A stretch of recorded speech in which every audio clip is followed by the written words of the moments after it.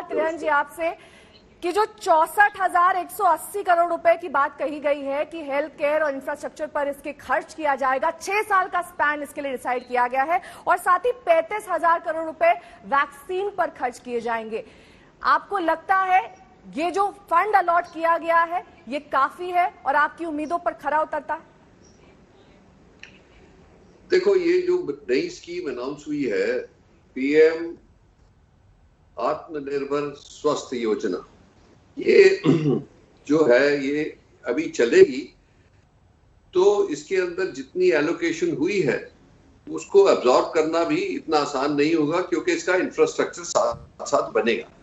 तो हाँ, 64,000 करोड़ काफी पैसा होता है, पर मुझे उम्मीद है कि इससे एक ग्राउंड लेवल पे काफी अच्छा सिस्टम बन जाएगा, जिससे लोगों की स्वास्थ्य को एम्प्लॉयमेंट मिलेगी और जनरल वेलबींग मिलेगी, जिससे हमें ये फायदा है कि ये जो स्टैक बनेगा, जिससे हमें आने वाले टाइम में ऐसे जो पैंडेमिक से हम गुजर रहे हैं, जिस बुरे दिनों से निकल रहे हैं, वो उनसे कोप करने के लिए हमारे पास सॉलिड इंफ्रास्ट्रक्चर होगा।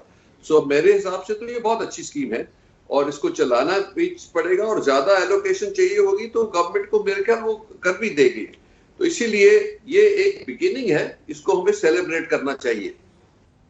यानी कि आप इसे एक शुरुआत मानते हैं और आने वाले वक्त में देखना होगा कि कैसे इसे अमली जामा पहनाया जाता है और कैसे इसका जो लाभ है, जो स्वास्थ्य लाभ है, वो लोगों तक पहुंचता है। सुनील कांत पुंजाल जी हमारे साथ लगातार जुड़े हैं। सुनील कांत जी, मई 2020 में सबसे पहली बार प्रधानमंत्री ने आत्मनिर्भर भारत का जिक्र किया था। जाहिर तौर पर आत्मनिर्भर भारत बनने के लिए बहुत सारी ऐसी चीजों को इम्पीटेंस दिया जाना था जो कि अब भारत में ही बनाई जाए, बाहर से इंपोर्ट ना किया जाए। लेकिन ऑटो सेक्टर के लिहाज से आज जो अनाउंसमेंट की गई, क्या आप ऐसा होता हुआ देख पा रहे हैं? देखिए, ऐसा है कि जो आत्मनिर्भरता की बात की जा रही है, इसके दो पहलू हैं।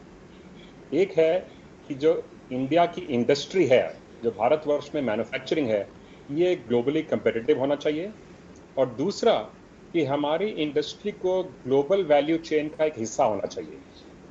इसके लिए जितनी भी चीज़ें की जाएं इंडस्ट्री को और कंपेटिटिव करने के लिए, चाहे फोकस है R&D के ऊपर, स्टार्टअप्स के ऊपर, इन्वेस्टमेंट्स के ऊपर, इंफ्रास्ट्रक्चर के ऊपर, वो सारे मैन्युफैक्चरिंग को बेनिफिट करते हैं। और दूसरा, उन्होंने कुछ इंपोर्ट ड्यूटीज को थोड़ा सा टिंकर किया ताकि भारतवर्ष के अंदर चीज़ें बनाने के लिए हम उनको इनकरेजमेंट दें। ये दो इसके अलग अलग पहलू हैं, लेकिन हमारे को ये जरूर याद रखना है कि हमारे को आइसोलेशनिस्ट नहीं बनना।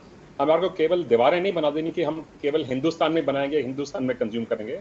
हमारे को हिंदुस्तान में बनाकर सारी दुनिया की मार्केट को देखना है। इसलिए हमारे को ग्लोबली कंपेटिटिव भी होना है, इसलिए हमारे को लिंकेज भी जरूर रखनी है सारी दुनिया के साथ। उसके लिए उन्होंने जो 2-3 चीजें की हैं, strengthening of the financial system by creating like a bad bank, और दूसरा जो उन्होंने इंफ्रास्ट्रक्चर के लिए एडिशनल फंडिंग का 20,000 करोड़ की एलोकेशन की है, 5 लाख करोड़ तक की इंफ्रास्ट्रक्चर फंड फाइनेंस करने के लिए, इस सब का बेनिफिट इंडस्ट्री को आएगा। अगर हम अपनी power availability, labour availability, land availability कर देते हैं, जो फैक्टर कहते हैं जिनको मैन्युफैक्चरिंग के लिए, तो ऑटोमेटिकली हमारी कैपेबिलिटी बढ़ जाएगी उससे, और उसी के चलते हुए हमारी कंजम्पशन बढ़ेगी। पिछले 2-3 वर्षों से हमारी कंजम्पशन भी कम हो रही थी, इसलिए भी हमारी इकोनॉमी में दिक्कत आ रही थी।